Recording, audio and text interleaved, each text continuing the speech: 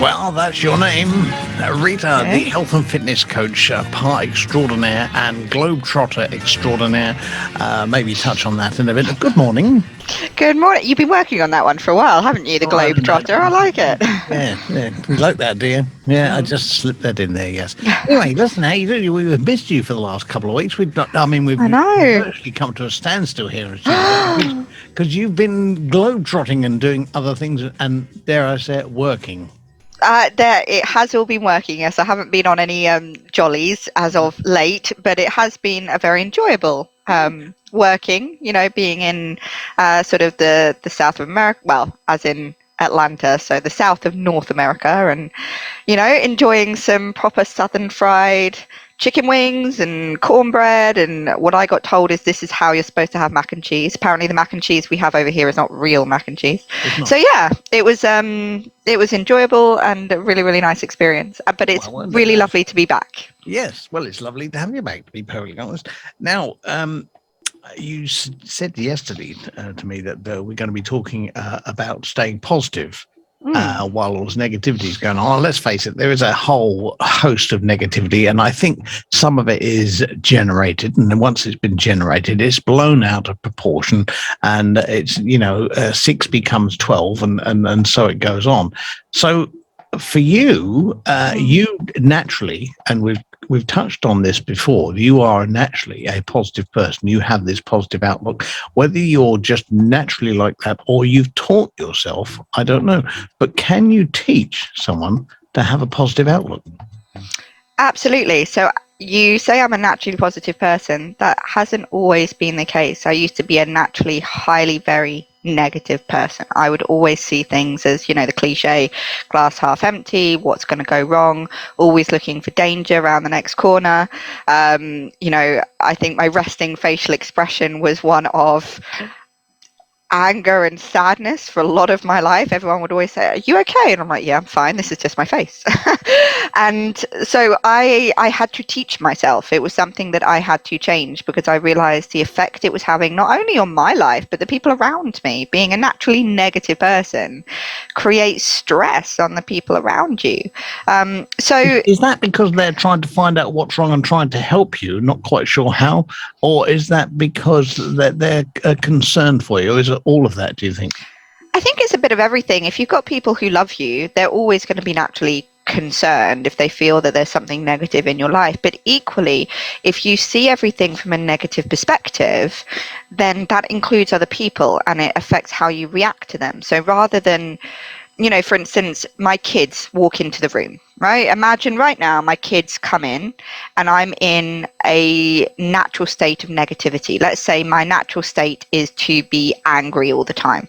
If that's my natural state, they come in, I shout at them. I say, "Go away. You're interrupting mummy. Leave me alone. You shouldn't be here." And I treat them in, a particular way because of my emotional state. Right. If I'm a naturally joyful, loving person who sees everything as an opportunity, same situation, they walk in the door and I greet them with a hug and a love and to say, "Oh, the fact that you wanted to be near mummy makes mummy happy. Let's get you involved." So it's the exact same situation, but the way that I'm going to react is going to be very different to those loved ones depending on my particular emotional state. Yeah. Do you think that then on the children's side of it, would they take that as they've been shunned and pushed away from mum and then take that as a negative? Because children obviously relate to parents and they want to be close to parents, as you say, close to mummy and all the rest of it. But does that also translate to adults, or are they much more objective or maybe more analytical about that response?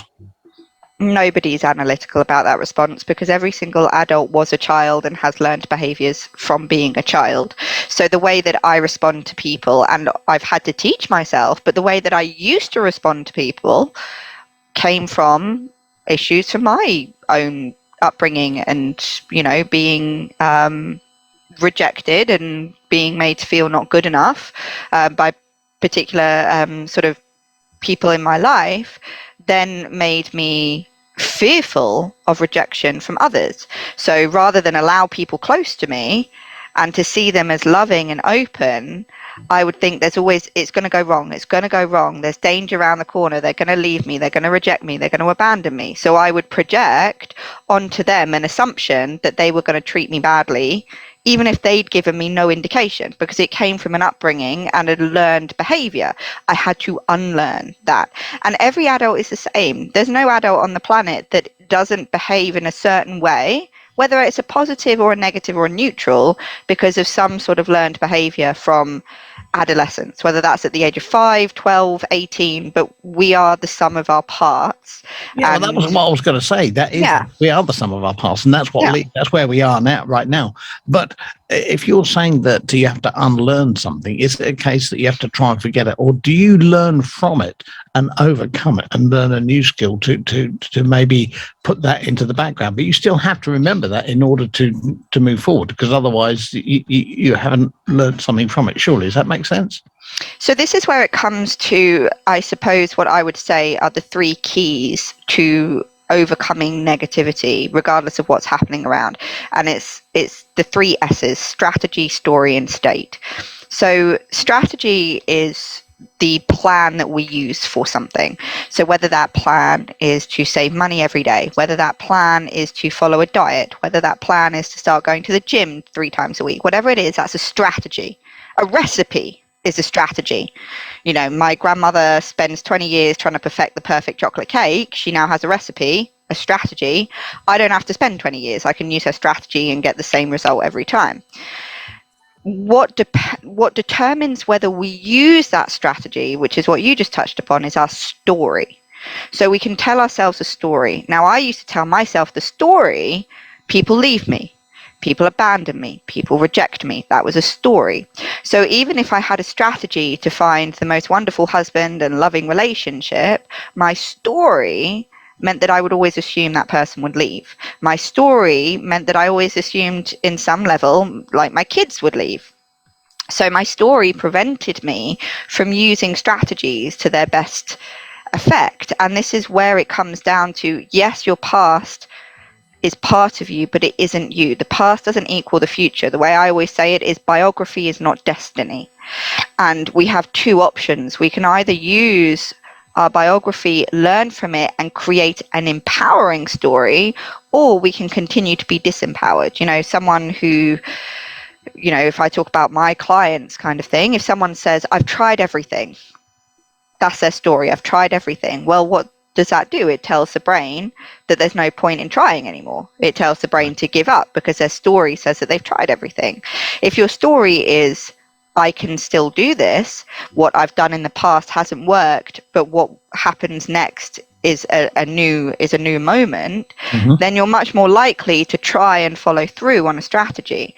And then the third thing that kind of has an effect is state, which is your emotional state. So the way I would sort of phrase it is, you know, if someone's head over heels in love, they've just entered into a relationship, they're in an emotional state of passion and joy and excitement and curiosity. And, you know, the other half comes along and leaves their dirty underwear on the bathroom floor. You go, that's fine. I love you. I'm in a state of passion. I'll pick it up. Don't worry, you know, and put it in the dirty laundry. 20 years later, you're in a state of monotony, boredom, maybe, you know, stress, exhaustion, and the exact same situation leads to a very different reaction when those dirty underwears are, you know, on the floor. And so the story is what determines whether we use a strategy that's going to work for us, but the emotional state determines how we live in every given moment.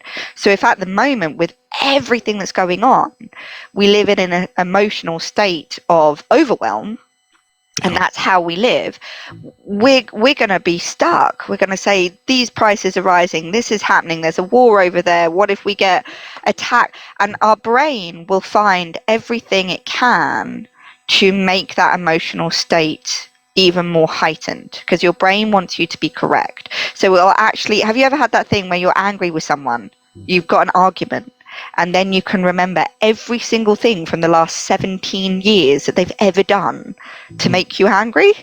Because your brain is searching for evidential proof that you're correct. because our brains, regardless of whether we are or not, want us to be correct and true. So if we are in an emotional state of overwhelm or panic or anxiety, our brain will do everything it can to search for evidential proof that we're correct. So it will find more reasons to be anxious, more reasons to be overwhelmed, more reasons to be scared or fearful. So the emotional state we live in determines, it's almost like a cycle, it determines what we see. So if we focus on the negative, we will find the negative. It's called the reticular activating system in our brain. Are you allowed to say that? I know, I've had enough caffeine to make it okay. So it's a part of our brain which will search for what it's currently focusing on. So if I say to you to focus on your car, next time you go on the road, you're going to see your car everywhere. Yeah. Pregnant women, when they become pregnant, why is everybody pregnant? That it's not that the whole world's decided to have babies, but you're focusing on it, so you see it. Yeah. And it's a specific survival mechanism in the brain, and the same is true for emotional negativity and positivity. Okay, so the other way around then, for the media, the main media that reports that, like you mentioned, the war, the prices and all the rest of it, even at some point when we had all the fuel shortage, well, it wasn't a fuel shortage, but it was created out of the media. So do you think that the main media and some people in those genres project the negative because it creates more news, it creates something that people grasp on? And if that's the case, why would people automatically grasp the negative side of things without actually, as you said, knowing if it's correct or not?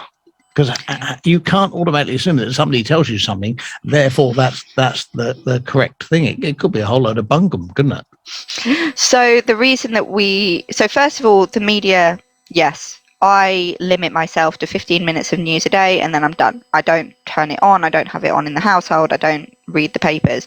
Not because I want to be uneducated, but because I need some headlines. That's it. I don't need to surround myself with constant feelings of negativity, because whoever has your ear has your heart and mind. So if your ear is constantly bombarded with negative overload, that's how your heart and mind is going to absorb it. Secondly, the media do this because it sells. Yeah. Blackouts. We're going to have blackouts. Yeah. That's going to sell far more than everything's fine. That's not a story. That's not going to sell anything. Why do people grasp onto it? Because it's distraction. It's a lot. News is distraction, just as Netflix is distraction, for two very different reasons. Netflix is a fantasy, regardless of what you might be watching on it. It allows you to escape your day-to-day issues, and for the hour that you're watching TV, you don't have to think about your bank balance. You don't have to think about I don't know, the uni work or whatever it might be. The news is the same.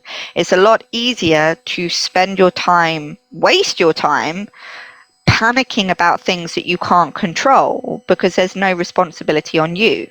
If I spend an hour panicking about blackouts, there's no onus on me. There's no responsibility. So I can distract myself from what I really need to look at in my life. Most people would rather panic about things that have nothing to do with their control rather than about things that do. Because if you look at what you do have control over, you've got to take action and actually do something. So the news is distraction. It allows you to stop thinking about actually what's important to you, because listening to blackouts and constant panic, okay, cool, I'll go and buy a small generator, I'll leave it in the garage, done. That's just before we go there, I just wanted to bring that up. If they're going to talk about blackouts because they want to reduce the emissions and the various other things, cut down on fuel usage and all the rest of it, in actual fact, all they're going to do is just increase it, because people are going to buy generators and all the rest of it, and they're going to be running in the background and all that. So it's just going to, so that's a double negative in a way. But so what was your top tip then, would you say, at this point, for people to put the negatives to one side, other than the ones they want to make better for themselves, learn from, right, okay, this has gone wrong, let's fix it by doing this, which is a positive outcome. So are you suggesting then to not absorb whatever the news say? Because some people are fixed on, must watch the BBC News at 6 and at 10 and all that kind of thing. Whereas you've taken the stance, as my sister has, to limit that amount of input because you see it as negative. So would that be the way people need to think? So it's going to be different for everyone, but the two top tips that I would always say is be mindful of who has your ear. And it's not just the news. If you're surrounding yourself with friends and family who are just talking about the negatives, if you're surrounding yourself with the news that's talking about the negatives, if all you hear is that, that's all you will focus on. Who has your ear has your heart and mind. If you listen to positive, uplifting audios, plays, whatever, classical music, whatever it is that makes you feel positive, that will have a marked effect on how you then develop as a person. The word learn, what's in the middle of learn? Ear. The word heart, how you feel, what's in the middle of heart? Ear. Yeah. Fear, what you fear, what's in the middle or at the end? Ear, right? What you listen to is going to determine how you focus. So if you have a friendship group and all they do is talk about the negatives, I would suggest taking a little break from that friendship group, right? Mm-hmm. The second thing is the questions that you ask yourself. So, you know, oh, there's going to be blackouts. So you could ask yourself a question, which most people would do, is why is this country going to pot? Or why does this always happen to me? Why is the world falling apart? Why do I have no money? These are questions that your brain will only be able to answer in one frame of mind, which is negative. You can't answer any of those questions in a positive light. Reframe the question. The quality of your life will be dependent on the quality of the questions you ask yourself. Okay, cool, there's going to be blackouts. How can I make this work for me? Cool. Yeah, how can I minimize the effect, and how can I make? Yeah, I see what you're saying. So adjust the quality of the question so that the only answer that can be given is in a positive frame of reference, and suddenly you feel very, very different about the same situation. Fantastic. Rita, it's been a pleasure as normal. How do people get in touch with you, by the way, just to remind people of your contact details? Yeah, of course. So you can email me, Rita, R-I-T-A, at thehealthandfitnesscoach.co.uk. You can find me on Facebook, LinkedIn, The Health and Fitness Coach, or Rita Trotter, and have a look on my website, www.thehealthandfitnesscoach.co.uk. Fantastic. Rita, it's been a pleasure. You have a positive day. I will. And I'll speak to you next week. Of course. All right, you too. Bye. Take care. Ta-da. Bye-bye.